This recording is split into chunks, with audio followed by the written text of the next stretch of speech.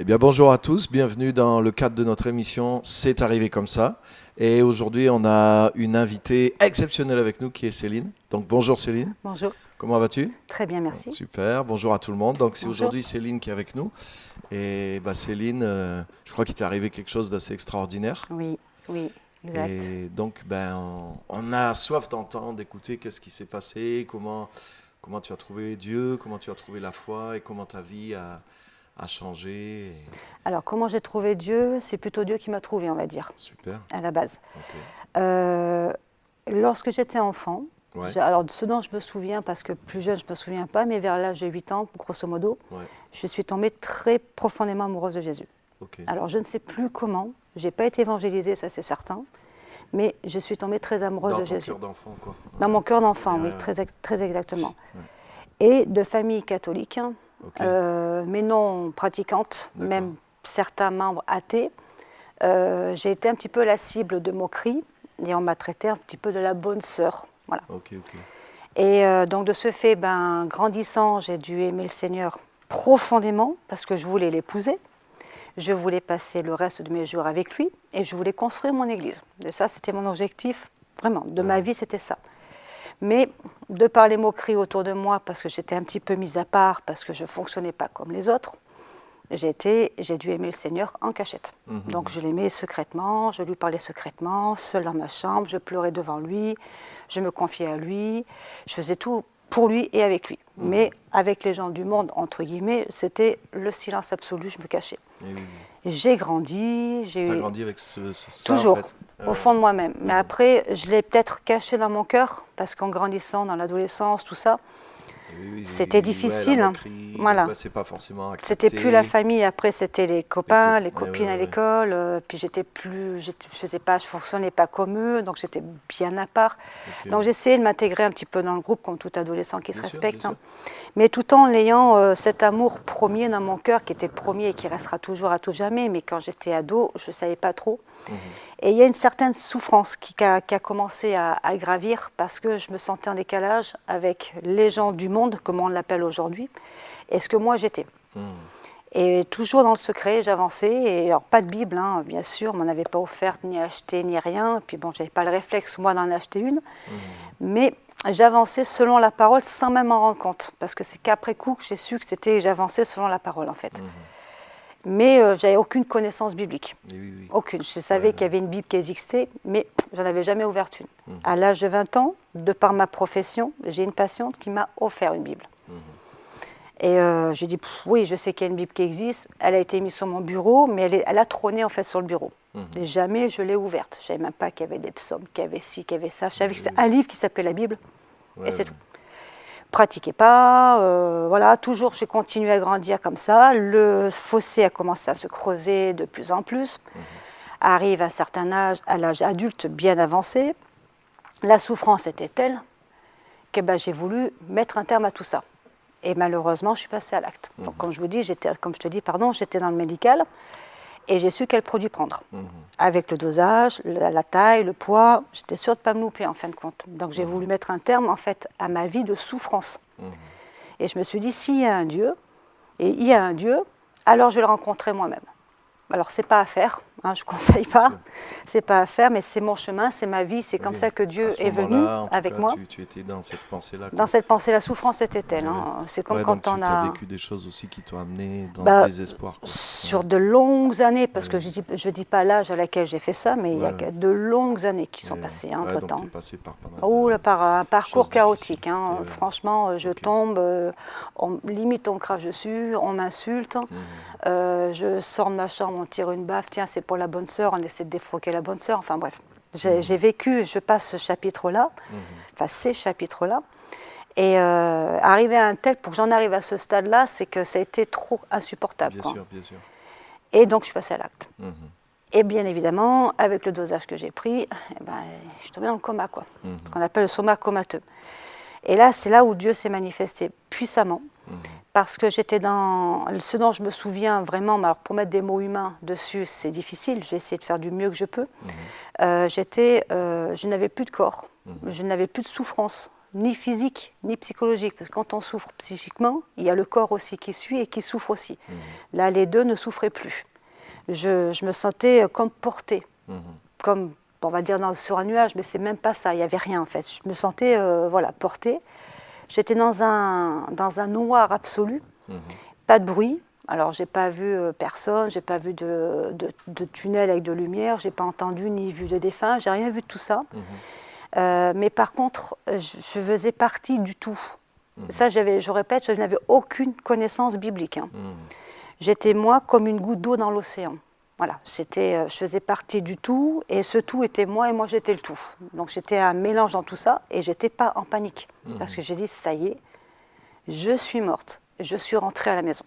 Je suis là où je voulais être, dans cette plénitude, parce que c'est vraiment la plénitude, parce que j'étais vraiment en paix. C'était vraiment une paix, mais comme je ne peux pas la décrire sur le monde humain. Plus de souffrance, plus rien.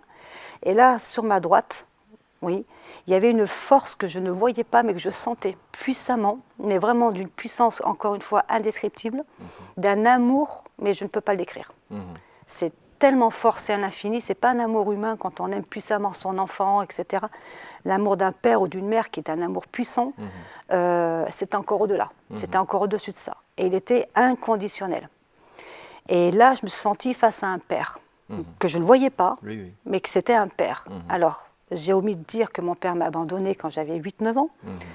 De 0 à 8 ans, je n'ai jamais eu l'occasion de le rencontrer, cette personne, donc je n'ai pas reçu l'amour d'un père, je ne sais pas ce que c'est. Et là, c'était l'amour d'un père. Donc un amour que je ne connaissais pas, que je n'avais jamais vécu. Donc je n'ai pas pu le dire dans mon inconscient, je revis un peu ce qui m'a été retiré, c'était vraiment pas possible, parce que je n'avais jamais connu l'amour d'un père. Et là, je savais que c'est mon père. Et je me dis, mais punaise, mais mon père ne m'a pas abandonné en fait, il est mort. Et le voilà, il est devant moi. Mais non, parce qu'on avait eu des contacts quand j'avais 20 ans. Donc il n'est pas mort. Alors j'ai dit, c'est qui cette personne devant moi? C'est qui cette personne devant moi qui fait que c'est un père? Alors j'ai dit, oh là là, j'ai des petites prendre trop de médicaments, c'est pas possible, je suis en train de, mon cerveau, il est en train de... Tu pensais toutes ces choses-là quand même? Ah oui, oui, ça va très très vite, hein, par contre, ça va très très vite. Et quand on est là-haut, il n'y a pas d'espace-temps. Il n'y a pas le avant, il n'y a pas le après, tout est maintenant. Complètement. C'est tout se joue maintenant en fait. Ce que j'étais maintenant, c'est ce que j'avais pensé avant, et ce que je serai plus tard, c'est ce que je pense maintenant. Il n'y a pas le lundi, le mardi, 1 heure, 2 heures, c'était tout maintenant. Tout allait très très vite en fait. En 1 seconde, c'était tout fait, quoi.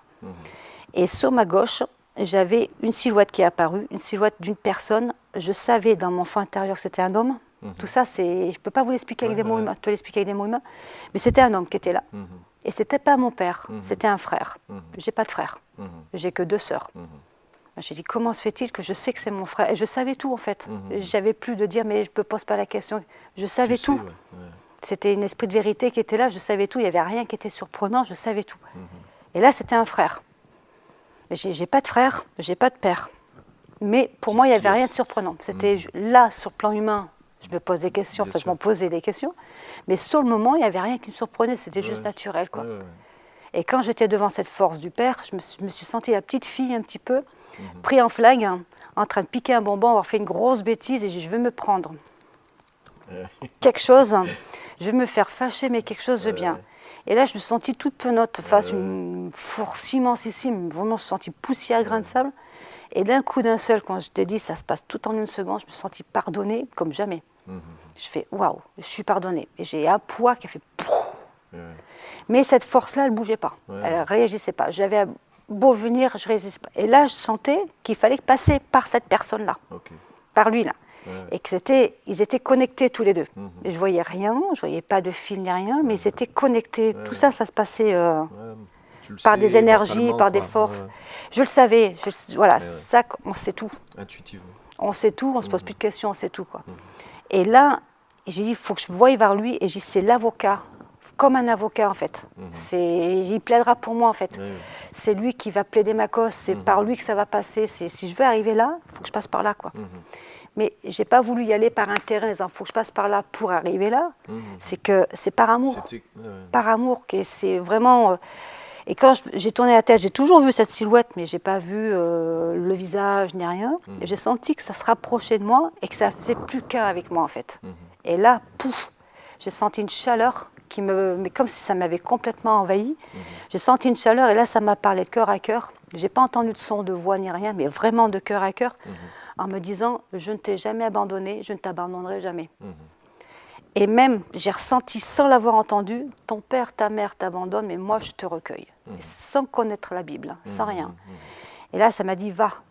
Et juste le mot va, j'ai ouvert les yeux. Et là, j'étais sortie du coma, quoi. Et tout ça, ça s'est fait en 3 jours, bien sûr, 3 jours. Et lorsque j'ai ouvert les yeux, j'ai dit, mais il est où, papa? Il est où, papa? Alors, bien sûr. Mais ton père t'a abandonné, nanana. Je dis, non, non, il ne m'a pas abandonné, il était là. Non, non, mais t'as déliré, etc. Une heure après, je me suis levée, je suis allée à la cafette pour boire un café. Je suis restée 3 jours en coma. Une heure après, j'étais clean. J'aurais soi-disant changé de regard.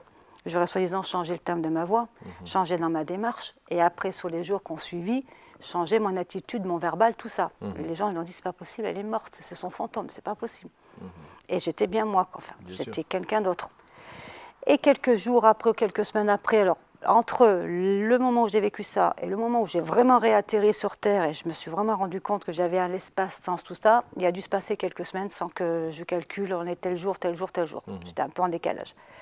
Je passe devant l'église, ici, une fois, 2 fois, parce que je travaille au pôle santé République, en fait, à côté, et j'y vais à pied, je pense bien que... Et à chaque fois que je passais devant, j'avais comme quelque chose, une force qui m'appelait, quoi. Mais j'ai dit, voilà, faudra que j'y aille quand même pour voir, parce que ma fille m'y avait déjà emmené quelque temps, mais c'est pour les jeunes, c'est pas pour moi, c'est un bon groupe de musique, mais c'est pas pour moi, qu'est-ce que je vais faire là-dedans? Puis moi, je suis catholique, j'avais une barrière.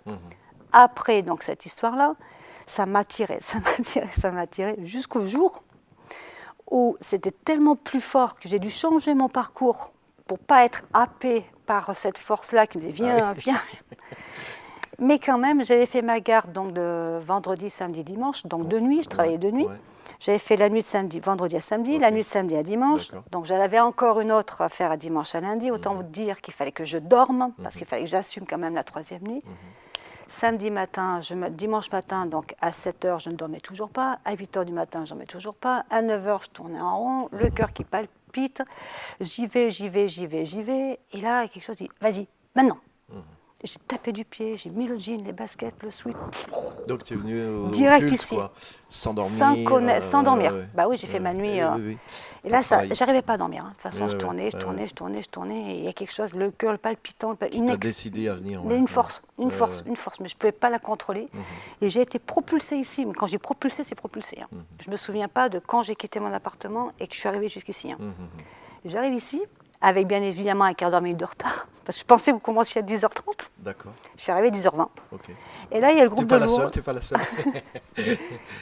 Surtout moi, j'ai une ponctualité suisse, j'arrive toujours à l'heure. Le groupe de louanges était là, toi tu étais là, vous étiez en train de gratter des trucs, et pile au moment où je passe la porte, tu dis, veuillez nous excuser pour notre retard, cela ne se reproduira plus. Et nous avions un concert la veille, et le temps qu'on remette tout en place, ça avait mis du retard. J'ai regardé l'heure, 10h20. J'ai dit, ils ont 20 minutes de retard, c'est pas la mort, etc. Je m'assois à croire que ça m'avait attendu. Le premier chant, baum, je t'abandonnerai point, viens mon enfant, enfin je ne sais plus le chant que c'était, c'était exactement les mots que j'avais entendus texto dans mon coma. Et j'ai observé après, parce que je me suis dit, jamais plus je quitterai cette église, parce que c'est vraiment là où Dieu m'a implanté, il m'a appelé là. Là, c'est vraiment une force qui m'a poussé là. Alors autant dire que j'ai eu des obstacles, des gens qui ont quitté l'église, qui ont voulu que je quitte l'église, quitte cette église, etc. Il y a toujours une force qui m'a dit non, reste là où je t'ai implanté, reste là où je t'ai implanté. Et je n'ai jamais quitté, sauf quand je travaille, sauf quand je partais dans l'Ardèche. Mais le message était texto que j'ai reçu dans mon coma. Et j'ai observé après, sur les mois et les années, ça fait quand même quelques années maintenant que je suis là, jamais plus le groupe de louanges n'a eu autant de retard. 10 minutes maximum, 8 minutes maximum, mais jamais plus. Donc là, c'est vraiment comme si ça m'avait attendu. Des signes qui étaient là. Là, c'était vraiment pile poil, quoi. Et à partir de là, donc, tu as commencé à découvrir plus... ah oui, là, j'ai découvert la parole. Tu t'es rendu compte qui étaient ces personnages alors, après, j'arrive pile poil, il y a un super groupe, génial. Après, j'ai grandi tout doucement. Après, on m'a interpellée, on m'a fait rentrer dans un groupe de prière, cellule, etc. Et là, j'ai découvert la parole, en fait. Et en écoutant les cultes tous les dimanches fidèlement, j'ai découvert la parole. Donc, cette fameuse Bible donc qu'on m'avait offerte, que j'étais dépoussiérée, cherchée, etc. Et c'est là que je tombe sur le psaume 27:10, ton père et ta mère t'abandonnera, moi je te recueillerai. Je tombe sur le Ésaïe 54 que tu m'as gentiment confirmé derrière. À présent, je te donne cette verset, c'est Dieu qui te donne. Et c'était ce que j'avais reçu quelques jours avant, le verset où tu seras mon époux, je serai ton époux. De A à Z, c'est exactement ma propre vie, de la première lettre au point. J'ai l'impression que ce livre a été écrit pour moi, quoi. Ce qui est vrai. Au début, je venais juste d'arriver, mais il a été écrit pour... C'est ma vie qui est écrite dans ce livre. Et alors là, après, je me suis mis à le lire, à le dévorer. Je tombe sur Josué 1,5 où il est dit « Je t'abandonnerai point, je te délaisserai point ». Alors là, j'ai dévoré la parole. Là, j'ai dévoré la louange, je suis dedans, je suis là... Et j'ai découvert tout ce qui est les psaumes, tout ce qui était les paroles, les proverbes, les paroles de sagesse. Et la parole, c'est là où plus j'ai avancé, plus je me suis dit la parole est vraie, est une vérité absolue. Et ce sera l'objet peut-être d'un autre témoignage, mais il y a le témoignage du baptême. 3 mois après ma conversion, il m'a appelé au baptême, mais de façon forte, parce que là, j'ai mis du temps avant de le dire ouvertement, mais j'ai entendu le son de sa voix audiblement, la façon dont moi je parle, m'appeler par mon prénom 2 fois. Et il m'a dit, le prochain baptême sera le tien. Parce que c'était un jour où il y avait un baptême ici. Et là, je retémoignerai sur le baptême. C'est tout un témoignage qui est magnifique. Et là, on ne peut pas dire Dieu n'existe pas, c'est pas possible. C'est pas possible. Et là, pour clôturer ça, c'est vraiment, son bras n'est jamais assez court pour venir chercher dans la fosse, dans la vallée de l'ombre de la mort, je viendrai te chercher. Ben là, j'en témoigne, parce qu'il est vraiment il est vraiment venu me chercher dans la vallée de l'ombre de la mort. Il m'a remené à la vie, parce que vu ce que j'avais pris, je ne pouvais pas être là. C'était juste pas possible. Il m'a, entre guillemets, ressuscité, c'est pas possible autrement. Il m'a redonné toutes mes fonctions vitales. J'ai aucune séquelle, mais alors différentes. J'ai carrément bifurqué, fait demi-tour et parti dans l'autre sens parce que je n'étais vraiment pas du tout dans le bon chemin. Et j'ai fait table rase, j'ai fait du vide, je me suis affirmée au sein de la famille, j'ai posé le poing sur la table, j'y suis comme ça. On m'accepte ou on ne m'accepte pas, mais j'ai Dieu avec moi, qui sera contre moi de toute façon. Et là, ma famille commence à ouvrir des yeux comme ça en disant, mais... Parce que je prêche par ma vie, je n'ai pas les assommés à coups de Bible non plus. Je prêche par ma vie. Et je prouve après, selon la parole, que ce que j'ai dit, ce que j'ai fait, la parole, c'est écrit, quoi. Et là, elles se rendent à l'évidence, elles au pluriel, elles se rendent à l'évidence en oui, effectivement, il y a bien quelque chose. Et je leur en ai emmené 2 ici, ma mère et ma sœur Sylvie, les plus réfractaires. Et il y en a une troisième, là, qui commence sérieusement, qui est l'athée de la famille, qui commence sérieusement à poser des questions. En disant, il y a bien quelque chose. Jésus existe peut-être, ouais, il est peut-être effectivement le Fils de Dieu, tu ne peux pas m'en raconter un peu plus. Donc là, c'est en train de porter son fruit. De porter son fruit. En même temps, c'est extraordinaire parce que moi c'est et ma vraiment maison, Dieu qui agit directement pour t'amener d'une étape à personnellement, l'autre, même ici, même pour que tu grandisses dans quelque chose qui était au départ un cœur d'enfant qui se tourne vers Dieu. Et puis Dieu t'a amené jusqu'à lui petit à petit. De gloire en gloire. Super. Et une petite chose aussi que je voudrais te demander, parce que je sais que récemment, les dernières années, tu as fait une formation de relation d'aide. Oui. Et ça, je trouve que c'est super parce que tu pourrais dire, ça y est, maintenant j'ai trouvé Dieu, j'ai tout ce qu'il faut pour moi. C'est pas suffisant. Mais là, tu veux mettre aussi ta vie au service des autres et aider les autres avec l'évangile. Carrément. Donc juste, est-ce que tu peux dire un petit mot sur ça aussi pour encourager les gens qui connaissent Jésus et Alors, qui veulent servir aussi. De façon assez spirituelle, assez miraculeusement parlant, j'ai une personne dans l'église qui m'a envoyé vers Jacques Poujol, qui est le pionnier de la formation consécration d'aide, alors psychologique et spirituelle, qui n'existe pas encore en Auvergne, mais qui existe un peu partout en France. Et à l'époque des faits, j'ai fait les démarches, portes fermées, c'était clôturé, ou ils étaient à leur compte, ou la formation a déjà commencé depuis 1 an. Enfin bref, au bout d'un moment, j'ai lâché prise, j'en avais marre, j'ai dit bon, c'est bon, ça marche pas, c'est pas la peine de tambouriner, c'est fermé, c'est fermé. Et je faisais les démarches pour être psychothérapeute en fait. Et je faisais donc les démarches vers la faculté, j'en avais trouvé une qui était sur Montpellier. Sauf que le prix était quand même assez exorbitant, puis il fallait que je parte sur Montpellier, et puis voilà, puis j'ai une charge familiale à la maison. Désespérément, j'éteins mon ordinateur, j'ai dit « Oh, flûte, je ne pourrais pas faire ça », mais c'est où est mon chemin en fait. Parce que moi je lui parle beaucoup. Alors je prie pas, je prie aussi à genoux par terre, mais je prie aussi en permanence parce que je lui parle tout le temps. Pourtant, la prière pour moi c'est une respiration. C'est parler à Dieu. Et je lui parle tout le temps. Et là je dis, bon Seigneur, si tu as un chemin pour moi, alors ouvre les portes parce que celle-ci, c'est le bunker là, c'est fermé. Et je le sentais vraiment pas du tout, parce que moi je ressens tout intuitivement, et là je ne sentais pas, mais quand même j'y suis allée têtue comme je suis. Et là je vais pour être à mon ordinateur, bling, la page qui s'ouvre du centre de formation avec le bon pasteur, avec le bon endroit, et j'avais pas fait les démarches. Et c'était les démarches que j'avais fait il y a 2 ans en arrière. Je dis, comment ça se fait que... Et puis pile poil, j'ai dû recevoir ça le 14-15 mai, et les inscriptions étaient du 1er au 30, de la même année. Il y a une session qui commençait donc de 16 à 19. J'ai appelé mon fils quand même, je suis en train de rêver, je suis en train d'halluciner, il y a un truc qui se passe, ça s'est ouvert tout seul sur mon ordinateur, c'est pas possible. Et mon fils a bien confirmé que c'était bien la bonne période, qu'il fallait donc foncer. C'était maintenant. Alors là, je me suis dit, voilà, c'est dans l'Ardèche, il faut que je parte 400 km régulièrement par mois, avec mon travail à plein temps, comment je vais faire tout ça? Je n'ai même pas cherché à réfléchir, j'ai rempli le bon, et hop, je dis, si c'est la volonté de Dieu, alors les portes vont s'ouvrir. Et tu as fait la formation? J'ai envoyé, il y avait Nantes, Paris, Ardèche, j'ai envoyé partout, même Paris, je serais partie, quoi. Ils m'ont répondu 48 heures après. Ils ont accepté ma demande. Et sans réfléchir, j'ai dit oui. Sans réfléchir aux conditions, l'engagement que ça allait impliquer, parce que c'est quand même 3 ans. C'est quand même une formation assez conséquente en psychologie et en spiritualité. Sachant qu'elle n'avait pas sur Clermont-Ferrand comment je fais après une fois diplômée. Mais je n'ai pas cherché à comprendre. J'ai foncé parce que je l'avais vraiment dans le cœur et c'est ce que vraiment je voulais faire. Et je suis partie donc ces 3 ans en formation. Et là, j'ai fait des belles rencontres. J'ai rencontré des amis qui m'ont hébergé sur place. Toutes les portes se sont ouvertes. Alors au début, c'était un petit peu difficile parce que je ne connaissais pas. Et après, les gens m'ont invité. Donc maintenant, je suis amie avec eux. Maintenant, je peux y aller quand je veux. J'y vais, j'y reste le temps que je veux. J'ai rencontré une autre église qui fonctionne différemment, mais très bien aussi. J'ai rencontré d'autres pasteurs, des personnes qui sont de la même foi que moi, des témoignages aussi, dont une qui a quasiment copié-collé le même que moi. Donc je me suis dit, c'est pas un délire de ma part, parce que Dieu fonctionne comme ça, parce qu'il a fonctionné comme ça dans la vie d'une autre personne qui elle s'occupe des masters en conseil et relation d'aide. Et donc cette formation, elle a duré 3 ans sur l'Ardèche, et c'est une formation donc, de conseiller en relation d'aide psychologique et spirituelle. Et donc j'ai jamais validé. Je l'ai validé. Et tout ça parce fini. que tu as envie de maintenant d'aider d'autres d'aider personnes, d'autres, de sur le plan psychologique, spirituel, parce que c'est quand même important la psychologie et la spiritualité. Bien sûr. Et j'arriverai à attraper les personnes, si je peux me permettre de parler ainsi. S'ils n'arrivent pas sur la spiritualité, les attraper sur le spirituel, sur la psychologie et les amener à la spiritualité. Pouvoir les aider.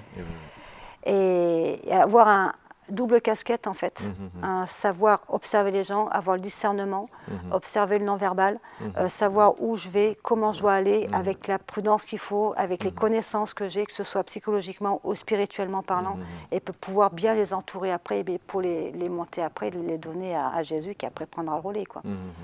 C'est pour être complète en fait, et j'ai jamais dit j'en ferai un métier. Tout le monde dit tu peux ouvrir un cabinet avec ça, il te suffit juste de faire ci et ça. Je dis non, je ne veux pas ouvrir un cabinet, je ne veux pas que ce soit professionnel, je veux que ce soit mon ministère, je veux servir gratuitement pour le Seigneur. Et on dit, tu fais un tel investissement pour ça? Ah oui. Et s'il faut continuer, je continue. Et je continue d'ailleurs. Je continue. Je suis encore en train de continuer. Eh ben, merci beaucoup, Céline. Mais je t'en prie, avec plaisir. C'est un beau parcours et qui est en cours encore. Parce que tu vas maintenant pour redonner aux autres. Donc c'est super, bravo. Et que le Seigneur te bénisse. Et merci à tous d'avoir suivi.